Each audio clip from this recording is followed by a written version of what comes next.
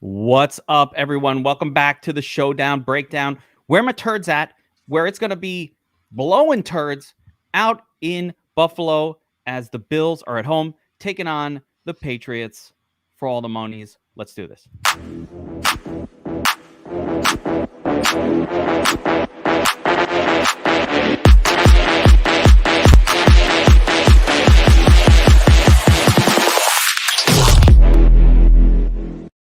All right, welcome back. My name is Kevin Allen, aka the Geek from DFS Army, and I got my partner in crime, my IRL BFF, Bobbywow, aka Bobby Millions, aka Bobby Ducats, aka Bobby Moneybags, aka Bobby owns the Showdowns. You took one down the other day, my man. Yeah, I did. It felt really good, but what feels even better is looking at the screenshots last night of all the DFS Army members taking stuff down. It was amazing.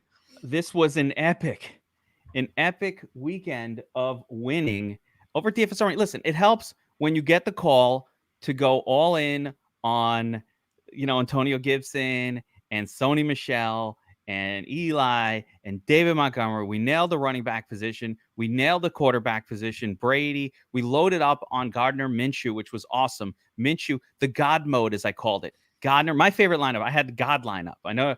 Listen, got a little help from the man upstairs in the God lineup where you got Gardner Minshew to Dallas Goedert with a little bit of Godwin in there. The beauty of the triple. And, a little acknowledgement here. Sugar Lord, DFS Army, a member for a long time, almost got the first place there. It looks like a second placer for $13K. We got my boy Blue Collared Hall taking down some tournaments with single entry. Really good. Love to see one entry, all the monies. A couple other nice winners. I had a really good day as well. And there were just screenshots galore in the DFS Army Slack or Discord. I keep calling it Slack. In the DFS Army Discord.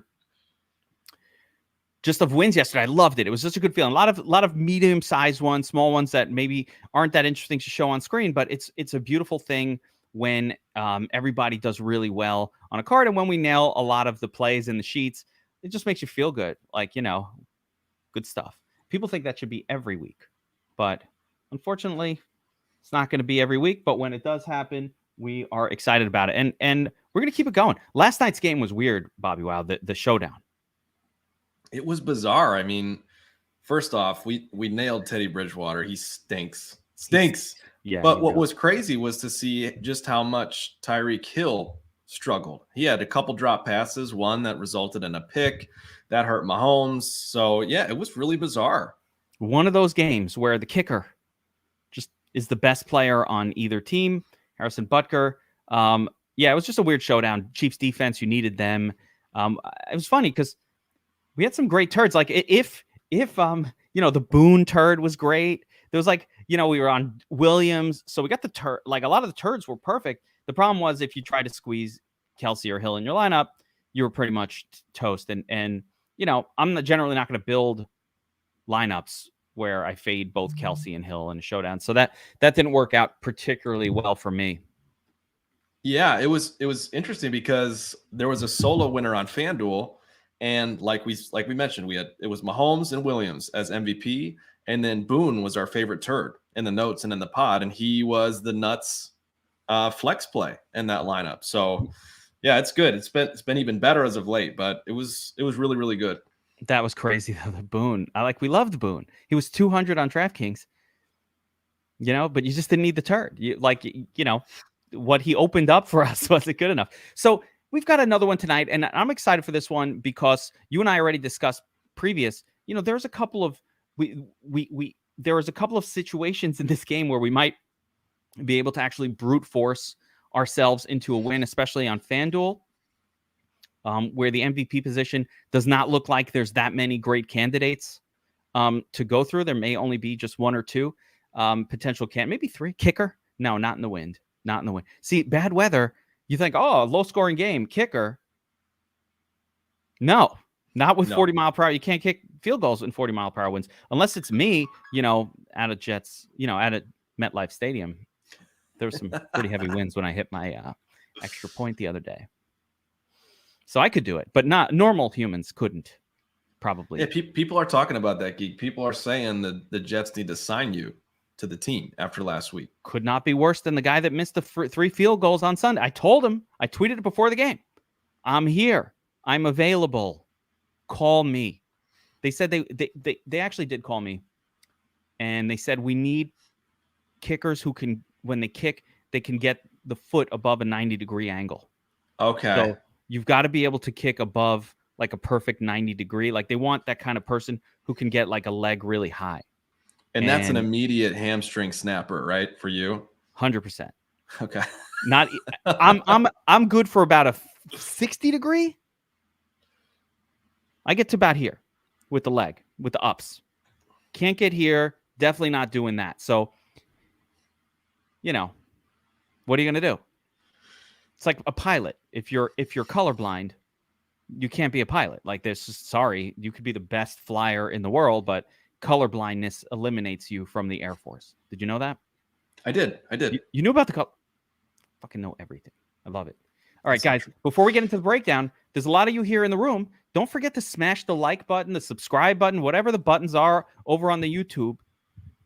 It's a nice thing. We see it, and then we're like, let's do another one because they like us.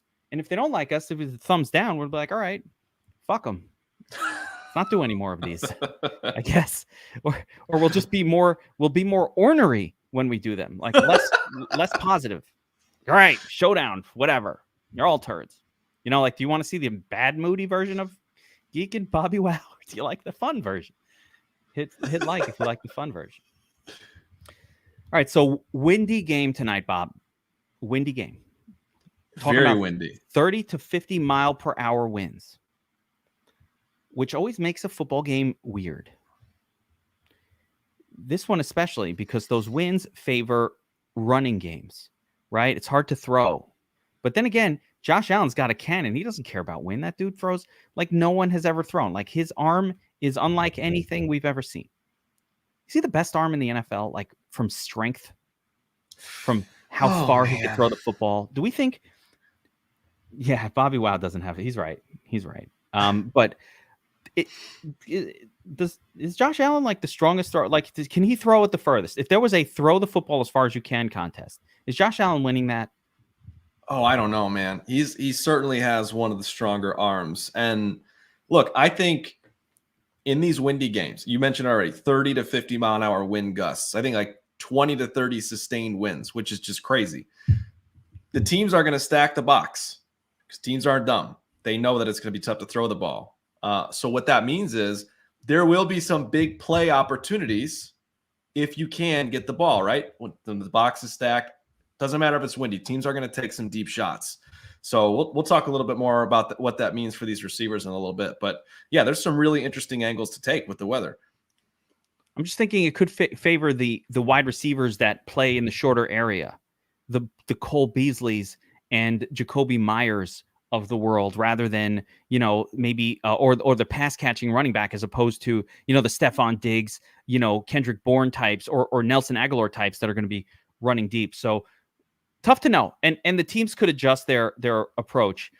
So that, you know, that's going to be interesting to see how that all plays out. Let's take a quick look at both of these offenses, because you're going to see some really interesting things. Some players, even some players didn't even make. Yeah, you're going to see there's some weird shit going on. Is Moss playing? I don't think so. Moss was a healthy scratch last week, so I think it's safe to assume he'll be inactive again. We'll see. And you do have to appreciate that the Bills are throwing to Breida. So let's start on the Bills side of the ledger. Actually, you know what I forgot to mention, but I'm going to mention this. I think it's appropriate. Defensive stats for both teams, Bobbywow. You ready for this? Patriots pass defense, second in DVOA on the season, number 2. Although, and you can verify this for me, did they lose Tre'Davious White last week for the season? They did. He's gone. So they're number 2 overall, but they are down their best cornerback for whatever that's worth. I don't, you know, he probably would have been on Aguilar or whatever. Aguilar doesn't do much anyway. Patriots pass defense, second overall in DVOA on the season. Bills is number 1. I'm sorry, I said that backwards. So we have the number 1 and number 2 pass defense in the league in this game. Doesn't bode well for the throwers. Defensively against the run, Bills are 4th overall. Bills are just good this year defensively. And then, you know, in fairness, they get to play, you know, Jets. So, helps your stats. But the Patriots run defense 10th in DVOA. So if the Patriots are vulnerable to anything, I suppose it would be the run versus the pass. Now let's get into the matchups. Right off the bat, on the Bills side, running backs, we saw an interesting split of 70-30 Singletary to Matt Breida last week. Moss, a healthy scratch. Could that happen again this week? Bobbywow, you think Moss, another healthy scratch? We get a healthy dose of Singletary and Breida. It'd be surprising if Moss played. I think it's possible, I guess, with just how much teams are going to have to run tonight. But I would be really, really surprised if he was active. Yeah. I'd be surprised too. We don't know yet. It's 3:30 on Monday, so we'll find out at 7. But for now, I'm going to play with the assumption that Moss will be a healthy scratched again, and whatever's going on with Moss, the team knows. We don't know. No one's sharing it, but who cares? So the split last week was significant for Singletary. I don't think we normally think of Devin Singletary as like a workhorse, but considering he got 70% of the snaps for his team, that's kind of workhorse numbers, Bobbywow. And it did seem they favored Breida a little bit for his passing game prowess, but they gave a little bit of work to Breida across the board. He got 8% of the targets versus 3, so probably 1 or 2 more targets for Breida than Singletary. Any preference with these two this week? I'm a little biased. I drafted a bunch of Devin Singletary in best ball. I'm really high on Devin. I think he's a good running back. I think he's underutilized in Buffalo. So I like Devin Singletary a lot. He's way too cheap on DraftKings. And so, yeah, unless I'm looking at the wrong price, but I really like Singletary. I think he's the guy for me over Breida. Yeah, I think both are playable in the end of the day because a lot of checkdowns to the running back seems to be how this game is going to have to play out if the wind is indeed blowing as intensely as it is claimed or pertained to be. One word of caution is like wind changes in a hurry, and sometimes they tell you it's going to be blowing hard, and then game time it's blowing less hard, and it's just not that big of a deal. So I don't like to overly I agree. React to wind. Like, Now, if I told you, Geek, that Devin Singletary was $2,000 less than Breida on DraftKings, would that change how you feel? Yeah, that's shocking. What? He is? The fuck is going on? He's the 70% guy. Did Breida score a touchdown and fool everyone last week into thinking he's the guy? So that's really interesting. Okay. That stands out quite a bit. I got to check that salary. So continuing through, Bobbywow, you have your trio of wide receivers, really. And then there's a fourth guy, Gabriel Davis, being worked in. But mainly, you're going to see Diggs. Beasley has been steadily increasing his snap count since the rib injury over the last few weeks. And he's back up to sort of last week. He kind of got back up to his usual number of snaps, up to 70%. We've seen him as much as 80% of the snaps. So we'll see him float his way back up there.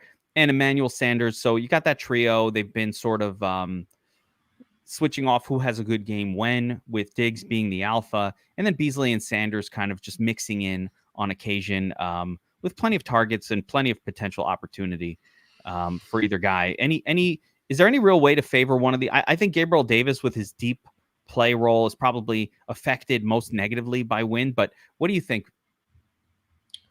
Yeah, if we're playing the win game, I think you're absolutely right. Davis is probably the least viable one. Obviously, he's only playing 40% of the snaps.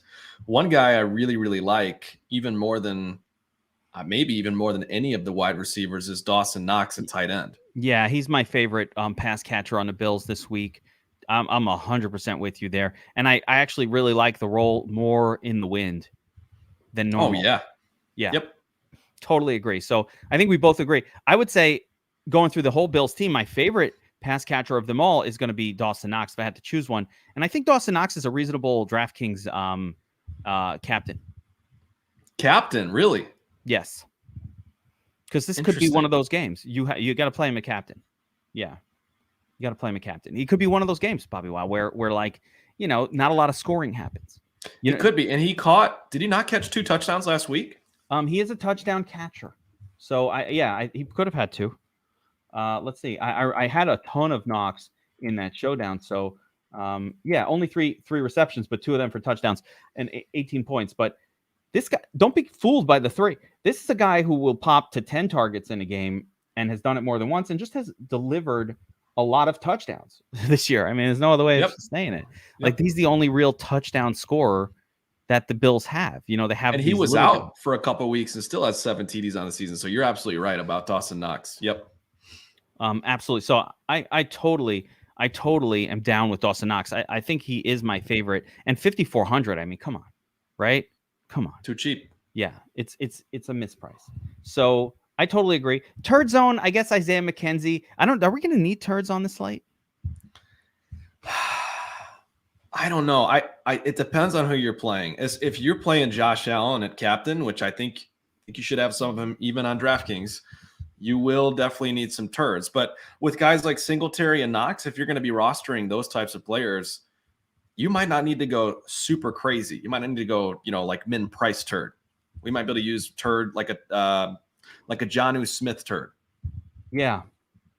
Well, they have. Hold on a second. Yeah, Singletary 4,600, very cheap. I mean, come on.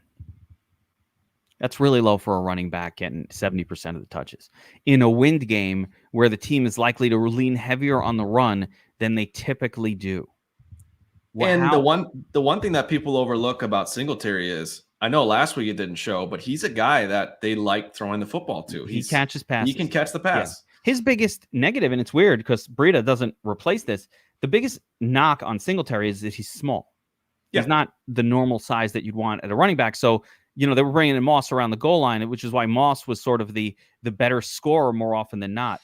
But I don't think we need to. Do we feel comfortable fading 2 kickers? It's an interesting question, Andrew, because, again, windy.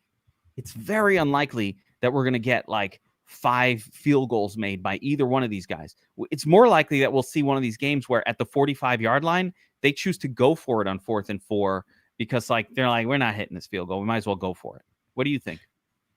Yeah, I agree. I mean, I hate playing kickers regardless. I think that's one area in my notes where that's maybe the only area where I put something different than I actually do. Like yesterday with Butker, I had him as an all format play. I faded him like an idiot and it cost me $100,000. But I don't like the kickers regardless. If you give me an extra reason to fade them, I'm absolutely fading them. So they're 25% projected ownership tonight. Nick Folk has been a little injured as well. So for me, yeah, I feel comfortable fading both. Thomas wants to play both kickers in the same lineup. No, never do that. But not in a windy game, bro. It's a windy game. You don't want the kickers are going to have a hard time kicking. That's the hardest thing to do in the wind is to kick. Geek knows. He's been there. I will tell you from experience, the wind, 1 degree, a couple degrees of movement, as a kicker. Would I consider either defense? Yes. As a matter of fact, both defenses are very much in play. And if you wanted to play both defenses in a lineup together, which is highly unorthodox, in a weird, crazy, low-scoring game, if you're trying to win $1 million and you're trying to do something that no one else will do, then I don't even mind. I don't mind it. I'm not going to do it. Probably won't do it. Maybe I will do it because I talked about it. Just because I said it now, Bobbywow, should I do it? 1 lineup and 3, 2 defenses. Stick with your gut. I'm going to do it because I said it's okay. Geez. I'm doing it. Just 1 lineup. All right. So you thought it was crazy talking about the Bills. Let's talk about the Patriots. And by the way, turd. Isaiah McKenzie could run for a touchdown any game. They're probably going to give him 2 rushing plays around the 10-yard line. They have a play that they run to him, and it could lead to a touchdown.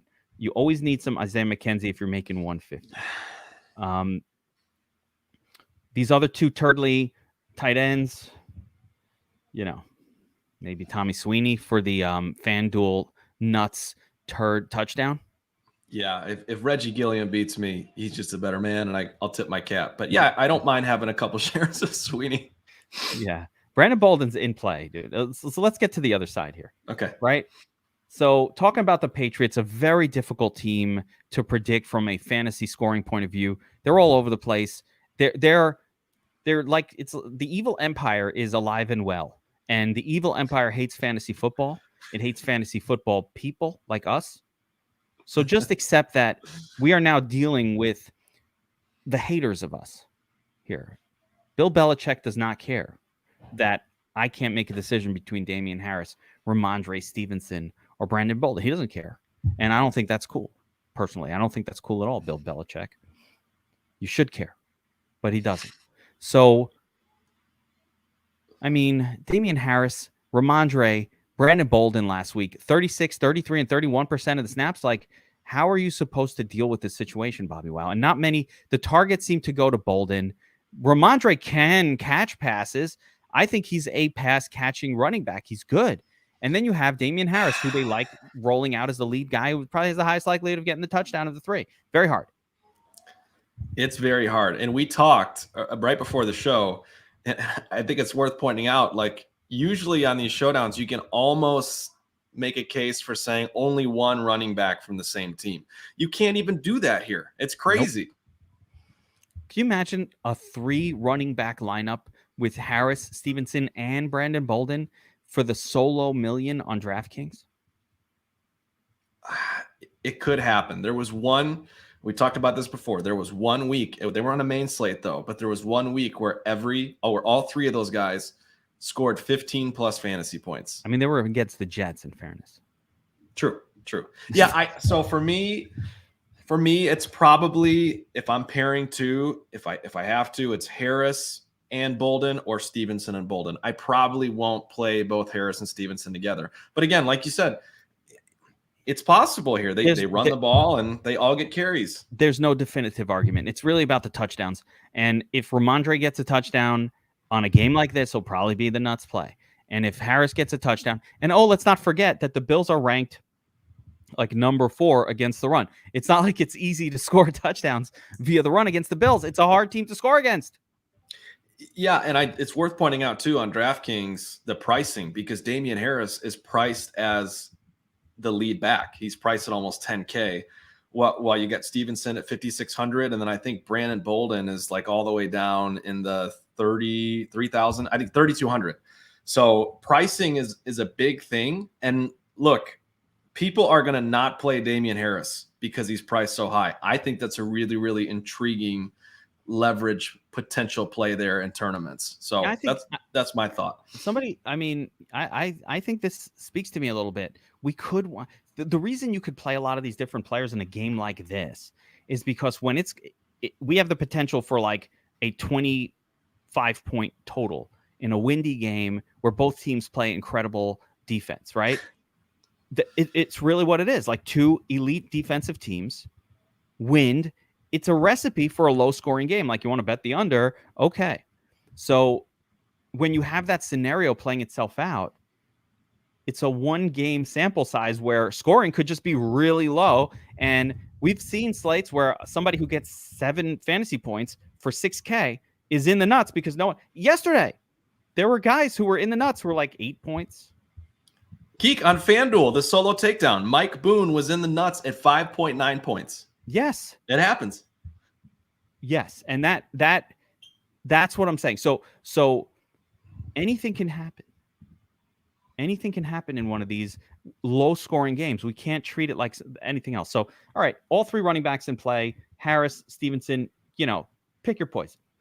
At wide receiver, Jacoby Myers, Bourne, and Aguilar. It's funny that Bourne has fewer snaps. Bourne's playing outside wide receiver with Myers generally in the slot, but it looks like they shift Jacoby to the outside in their 2 tight end formation more often than not. But, that hasn't necessarily made a ton of difference to target counts over the season, with Myers being the primary sort of across the middle, low A-dot wide receiver for the team.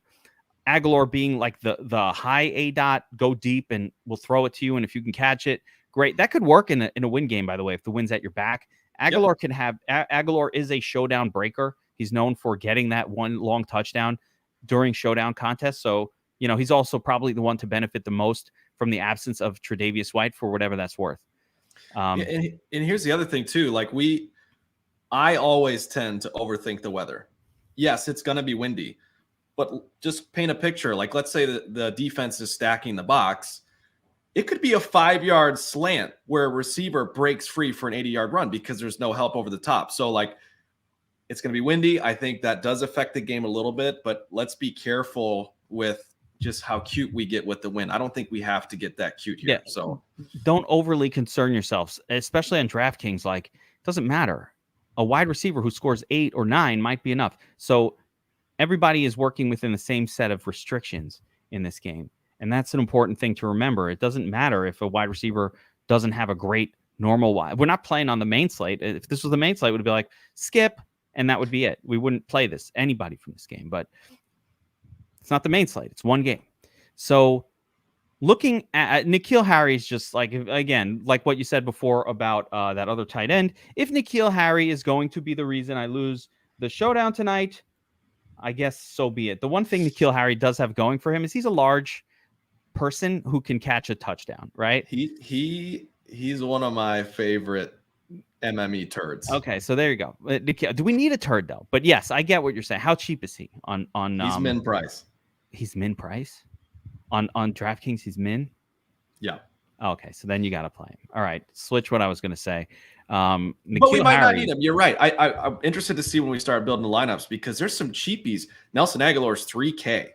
Jonnu Smith is like 2,400. So yeah, you don't need these turds. This is what I'm saying. Like, they have the whole thing salaried in such a way that you can actually just play whoever you want. It's weird. It's bizarre. Who's priced up? I got to look at this DraftKings salary system here. Kendrick Bourne is priced up.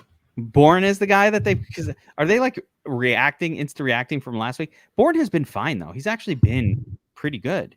No, Bourne and Snacks they're priced up. They placed Snacks all the way up there. Interesting. All right, we'll see. Yeah, that's really interesting because I don't know that Bourne is better than Jacoby Myers or Aguilar or any of these guys.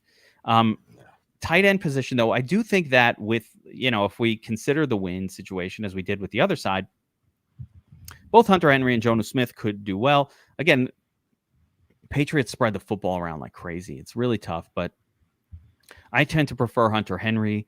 I know you like Jonnu Smith a little bit. Tell me the difference of these two for you. Yeah, I don't know. I think Hunter Henry is probably the more sensible play. The case for Jonnu Smith is, number one, he's cheaper. He's like half the price of Hunter Henry. And number two, it looked last week like the old Jonnu Smith. He was running crisp routes. Mac Jones was targeting him more. I think he had 4 targets, 3 catches. He actually looked like part of the game plan for the first time all season. So that's kind of why I like taking a few extra shots on Smith tonight. Do you think that I could see the Patriots coming out in their 2 tight end formation for most of this game and just running and throwing to the tight end and running, like just keeping the Bills defense off balance by essentially having the heavy formation in there? The biggest advantage the Patriots had, back in the Brady days with Gronk and Hernandez, that was an innovative offense that they used to run where they knew that out of that formation, they not only had this heavy formation that could run the football, but they actually had a mismatch athletic 2 tight end formation. I'm assuming that this is the reason why they paid all this money for those 2 okay tight ends. Like, they paid a ton of money for Henry and Smith because they probably envisioned games like this: windy, December, cold, Buffalo. Let's just power run the football and have our 2 tight ends available to sort of have mismatches when the Bills bring out their heavy personnel. Now you've got the 2 tight ends that are essentially more athletic than the linebackers that are chasing them. This could be what the Patriots have been preparing for. I think that's a really good point. Of game. Cold, windy, December, run heavy with mixing in those tight ends and creating mismatches that way. So let's see if that's the case. Like I said, it bodes well for Harris, Stevenson, and the 2 tight ends, I would say, as the focal points of this one. So let's get into the actual cheat sheets here, and we'll get some ownership numbers and all of that. So DFS Up North, Monday Night Football sheet. Props to DFS. Pour out one for my homie. Couldn't be here. Let's take a look at the sheet. I love that you went right into it. Oh boy. All right. So right at the top of the list, obviously Josh Allen is very much in play as your MVP or your captain for tonight. Bobby and I already discussed, like on FanDuel, we think, it's really hard to find somebody who's not Josh Allen who should be the MVP. The only way that really plays out is some crazy low scoring stinker. Or like Devin Singletary all of a sudden becomes this dynamic scoring running back, something crazy. Do you do no less than one? Yes. If you have a QB in the game, you pretty much should have him with someone. I got burned the other day on the Bobbywow win slate because I didn't do that with Taysom Hill. I was like, yeah, he could get there with nothing, but he could get there. Taysom, it was a big mistake on my part because Taysom could get there in the flex with nothing, but he probably wasn't getting there in the captain spot or in the MVP spot on FanDuel without carrying someone. And that was something I overlooked, and it cost me a showdown takedown on what should have been a very easy showdown where we faded 50% on Zeke Elliott. I mean, you're supposed to win just by that one move, and just a mistake in my own rule creations cost me a win. Bobby was making fun of me afterwards, and it's like hurt my feelings, but I don't want to talk about that. All right. So yeah, Mac Jones, captain play, not my fave. I don't really think I'm going to play Mac Jones, Bobbywow, as a DraftKings captain. Doesn't make sense to me, really. He could run for a touchdown, I guess, but yeah, the numbers don't lie there. I mean, is it possible? I guess there's a small chance, but he scored more than 20 fantasy points like once this season, once or twice. So no thanks. Yeah, I feel like if Mac Jones is putting up all these points, Josh Allen's going to have to match it anyway. So Josh Allen will do better. And kind of for what we talked about, I believe that the Patriots will run a heavy personnel set for most of this game where they focus on the running backs, and that's what they're going to try to do, and then throwing to those tight ends. It's just very much a Patriot thing. So Damian Harris, probably not for me either. Splitting carries with two other guys, he's going to have a hard time getting there solo. Yeah, I don't think I'll have him as captain on DraftKings. I do again like him though as a kind of a contrarian pivot a little bit in the flex. Yeah, flex for sure, but I'm not loving the captain play on Harris at all. Again, we could get a run heavier game plan than usual. Ramondre is going to be involved, and Harris, and there's too many people. Matt Breida, again, probably not the guy who's going to get enough work. Who do we play? I don't like any of them. Bobbywow, I don't like any of these guys. What are we going to do here? Yeah, I don't know, man. I'm very, very overweight on Josh Allen. I think that's probably the move, right? Even on DraftKings? Even on DraftKings, it might be. Well, let's build a lineup. Let's take a look. I mean, you can do it. You can do it with Josh Allen. One thing is because of the salaries, you can do it, right? Because we talk about, right, all these cheap guys. Dawson Knox. Singletary down here. I mean, we can get to the Jonnu Smith zone. Aguilar's down here. N'Keal Harry, if you want to pay $200. I'm telling you, you don't need to. You don't need to. How about Hunter Henry? Okay. Throw him in there. We got 9K left. You can do whatever you want at this point. Law firm, Jacoby and Myers. You can go with Breida here, Sanders, whoever you want. Stephon Diggs. You can play Stephon Diggs. I don't even love Diggs it. Yeah, and then finish it out with Myers. With the law firm. I mean, this is a really easy lineup to create. N'Keal Harry punt. If you need the punt, Antoine, what we're seeing here is you don't need the $200 guy, but like you're not going to need a lot of that. Last time we gave you Boone and it fucking crushed. I made a special mention of it in DFS Army Discord, like a reminder. Play Boone. It was like a great play at $200. And it was the nuts. So we've got N'Keal Harry as the nuts. He could get a reception, but based on the salaries, he needs more than a reception. He needs to catch a touchdown, which he's, we could go right to like a tool and say, all right, what are his touchdown odds? And it's probably going to be like plus 500. And then you can be like, all right, well, that translates to a 5% odds of catching a touchdown. Play 5%. You don't need turds. Yeah. Ian is just trying to fuck with people with fake news. Hiss. Boo. Hiss. Hiss.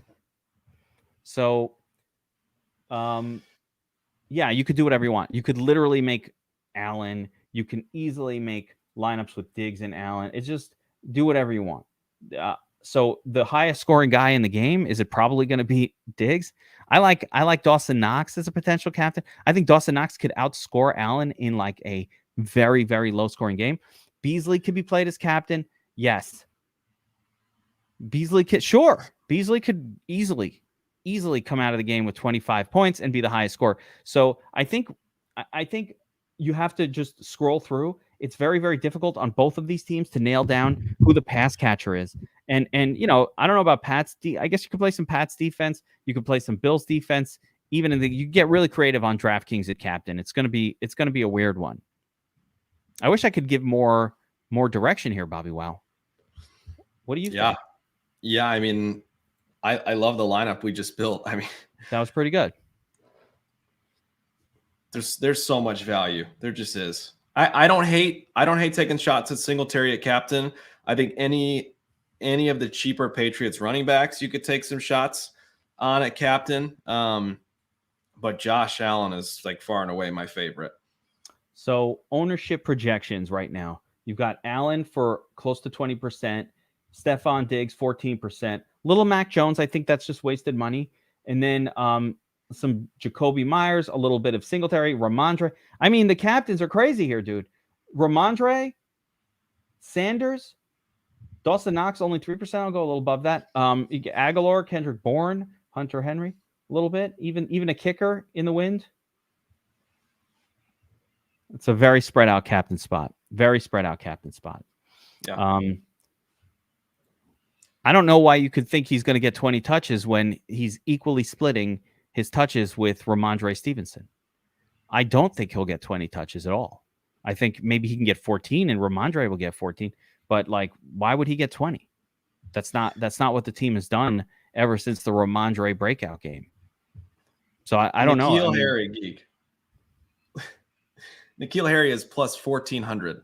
Yeah, I mean, so where's our calculator? Like, can you do the calculation for that? That's going to be like 3% or 2%. Yeah. By the way, I kind of like that as a bet. He's less likely than guys like Tommy Sweeney. Oh, geez. So do you really need to play him? Probably not. I can make an argument for N'Keal Harry. You ready for this, Bobbywow? The argument goes back to the same argument I was making for the 2 tight end set. The only reason N'Keal Harry is on that team is because he's a giant wide receiver that they like his blocking skills. Yes. And what if they get N'Keal Harry out there more than usual because they got this run heavy 2 tight end sort of gonna play big in the wind approach to the game, and all of a sudden N'Keal Harry is on the field for 55-60% of the snaps randomly this week because they just game planned a specific approach. This is like me getting in Josh McDaniels' head. Yeah, no, I think that's probably the best case scenario for Harry. I mean, at the end of the day, unless you're trying to jam in Allen, Jones, Harris, all the guys up top, unless you're doing that, you're basically saying N'Keal Harry is going to outscore guys like Jonnu Smith, guys like Nelson Aguilar. I mean, the likelihood of that happening is so low. It's unbelievable. With the way this thing is definitely not playing the captain. I don't even think you need the $200 punt is what I'm saying. I think that's not. No, I'm saying in the flex. Yeah. Like, is he really going to outscore Jonnu Smith? Is he going to outscore Nelson Aguilar? If he gets a touchdown and those guys don't, then yes. But it's only via the touchdown. So I'm really, Cole Beasley really stands out to me in the weather as the guy who can run 10 yards, float left, right, and just be open all the time.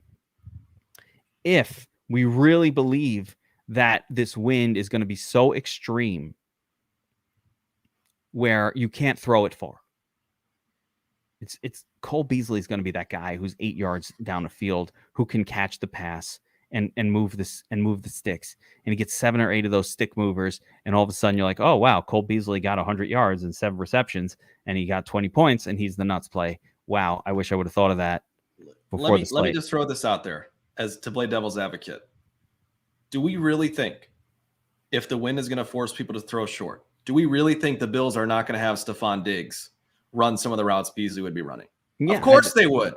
That's the whole thing. So it's like, yeah, and it's still Stephon Diggs. So yeah, like I said, it's tricky. This is a tricky one because the weather is throwing a little bit of a wrench in here. But I think that all these guys like Beasley's going to be in play as well, and all of that. All right, so let's just take a look back at the sheet here and see if we can glean any more nuggets of wisdom. So like I said, we talked about the captain position. It's going to be tricky. I think I think Bobby, you and I agree. Josh Allen is the best, even though I never play quarterbacks. I think if he's ever running for touchdowns in a game, this is that game that you could run for 1 or 2 because again, it's tricky to throw. He just runs one in. Diggs, sure, why not? I'm going to throw Beasley on my list, even though it's not on this list here. And I think the running backs are okay. Dawson Knox, okay. I don't love the running backs from the Patriots because, or the Bills. The Bills never tend to produce a monster game from a running back. As good as Singletary is as an overall play, I don't think he's the greatest captain play. It's just, he hit 20 fantasy points a couple times, but I'm not counting on it against a really good Patriots run defense too. I wouldn't count on it. I'll play it, but I'm not going to count on it too much. Going down the turd zone. Again, what I've seen from the pricing, you don't need too many of these turds. The Gunners, the Tommy Sweeneys of the world, the N'Keal Harrys, these are just very, very thin plays. I'd rather play these tight ends from the Patriots and hope that we guess right on which one of them catches a touchdown. Yep. Agreed. Yeah, that's the way I'm leaning. All right, quick look over at FanDuel, and FanDuel did the same thing. They made it really interesting in terms of how their salaries are worked out. Let me just take a look at the turd zone and get some of the pricings here. So on FanDuel, you've got Jonnu Smith at 6,500. Very playable. Aguilar at 7K. Okay. All right, not my favorite, but you can play him. Devin Singletary, 8K is almost absurd. Breed at 7,500. They open up everything. Between Singletary, Breed, Dawson Knox at 10.5. You can pretty much do whatever you want, no? Yeah, same deal. Yeah, Willie McGuire likes Breida over Singletary. That's fine. Breida could... I think Singletary could get more touches and Breida could outscore him. Let's throw this scenario out there. Let's say Zach Moss is active tonight. Does that change the way you approach Buffalo running backs? Oh, my goodness. That would ruin it. I don't think you can play any of them. If Zach Moss is active tonight, I'm not doing this slate. I'm just going to punt it. I'm done. I'm out. No, I think it harms Singletary immensely if Moss is in the game. Yeah. You might still be able to squeeze Breida in there as the third down back, whose role might not change with Moss, but at that point, Singletary becomes a split on whatever small workload he might have gotten. That becomes a disaster. Or we just skip all 3 of them. So a great question because you're right. All right, so looking at the MVP position on FanDuel, I want to once again show some ownerships here. Let's shift over to FanDuel, and we'll take a look at the ownerships at MVP. And I'm sure we can get some edge here. So, yeah, there is a little bit of edge to be had here, Bobbywow. So, Josh Allen projecting at 26% rostership. Just kidding.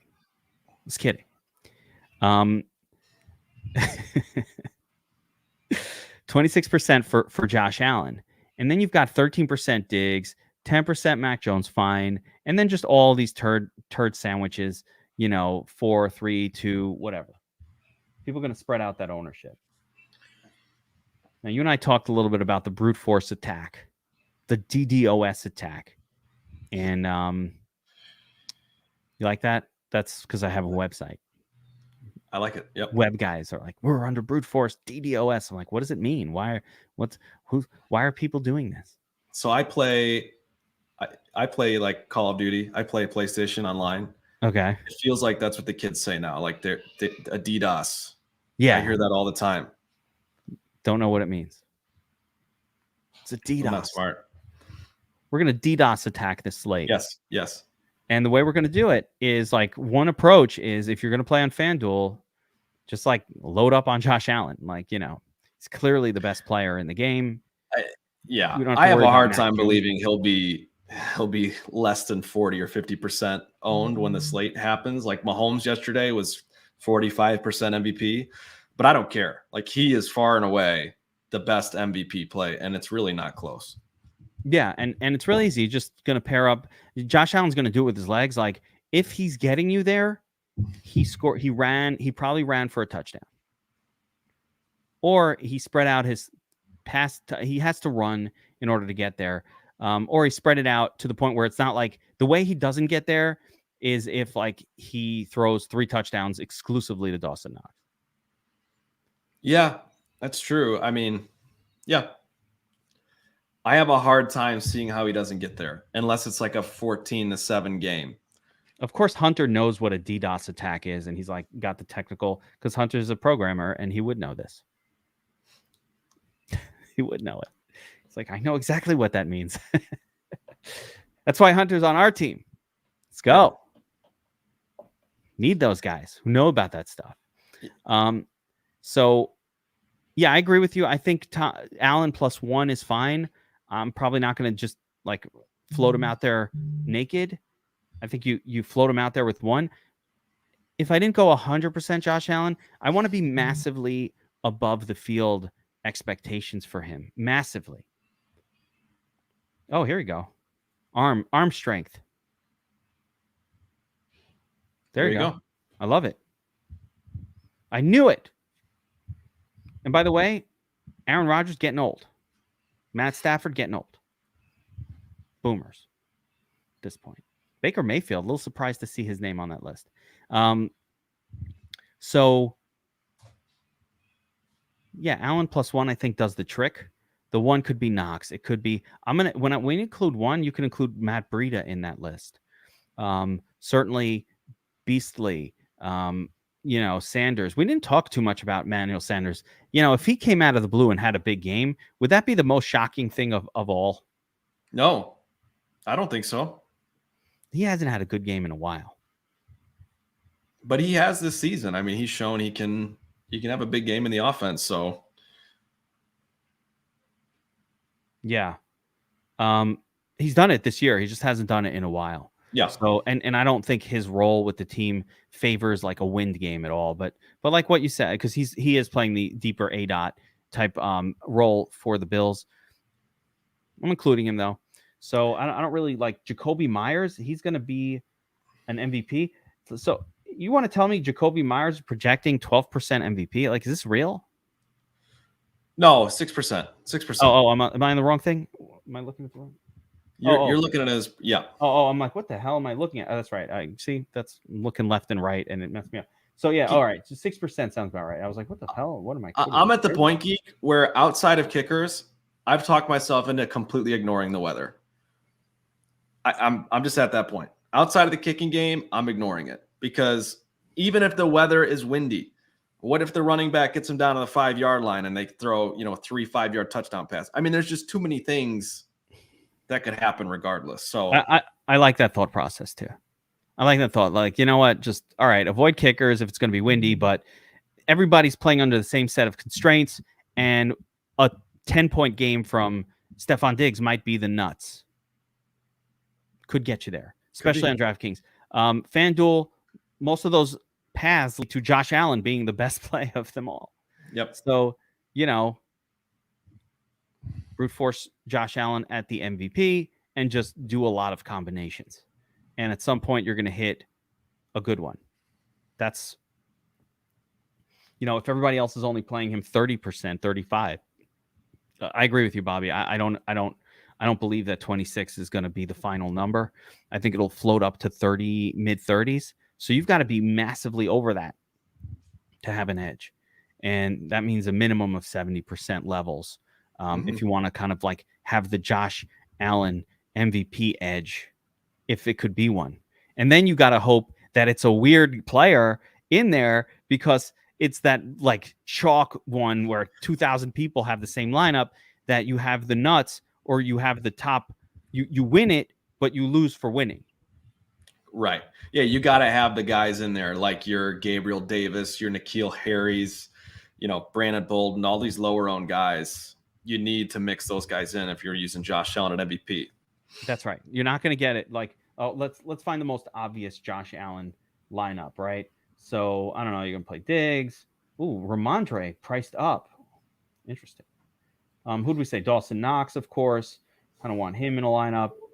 One of these tight ends, like a Jonnu Smith. Is that obvious? Matt Breida at 7,500. Devin Singletary. Here we go. Something like that. All these guys, and then one Patriot, like that. That could be. Does this seem pretty obvious? Is this like imagine this is the nuts and it's solo, or just me and everybody else who's watching this who just put this lineup in. Yeah, that wouldn't be solo. It's pretty obvious. Yeah. This is called the Where My Turds At lineup that everybody who watched put in the $9. Oh, and the 55. Yikes. There we go. All right. That cuts off some of the audience. How do I get to Discord? Man, you got to go to the DFS Army website. Right there. Little button. Connect to Discord. Let me throw one more scenario out to you. And I'm not rooting for this. I promise. But let's say Josh Allen gets hurt and Mitch Tutty Trubisky comes in relief. Oh, stop. You're such a Bears fan.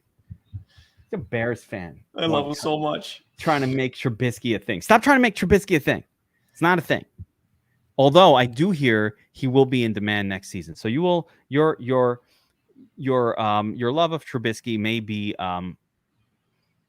materialized next season. He might get the jersey back out.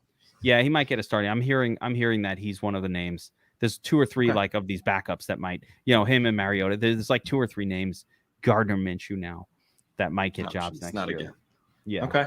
So that might be your unrequited love may be returned. If I had to say the slate breaker, I think it's the tight ends from the Patriots.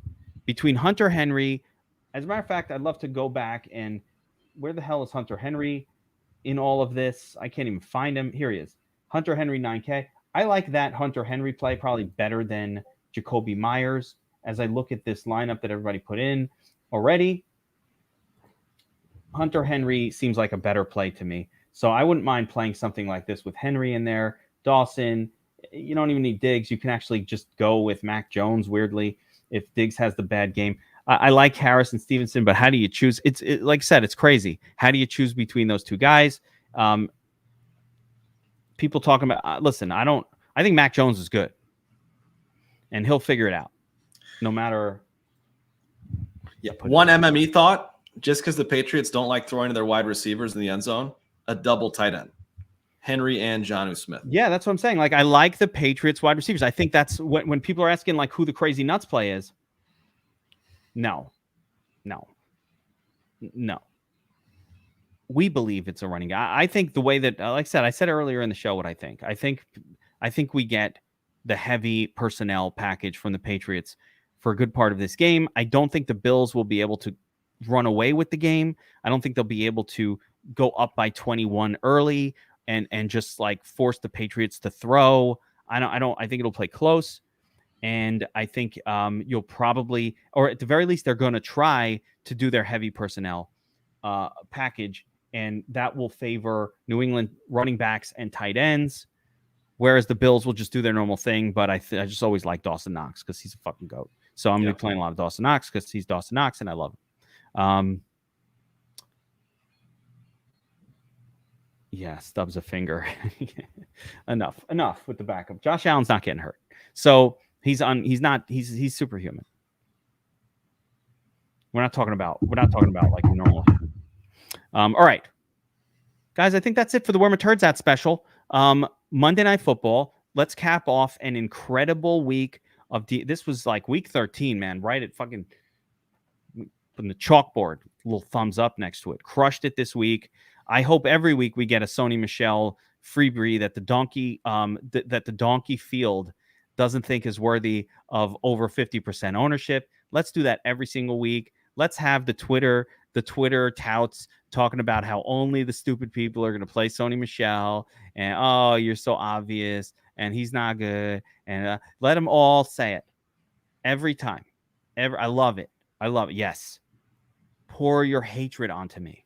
I played, I want to show it. I should show it on screen. My tweet yesterday of, Sony Michel's, like his rap videos or whatever. I was like putting them out there. The rap videos from Sony Michel. I was like, oh yeah, you played donkey move. Okay. All right. Shower your hatred upon me. Shine your uncountenance upon me. I will accept it. I will absorb it like the scapegoat. And then they'll send me out. And I'll go win the tournament. That's what we do. Anyway, I hope we have another week like that.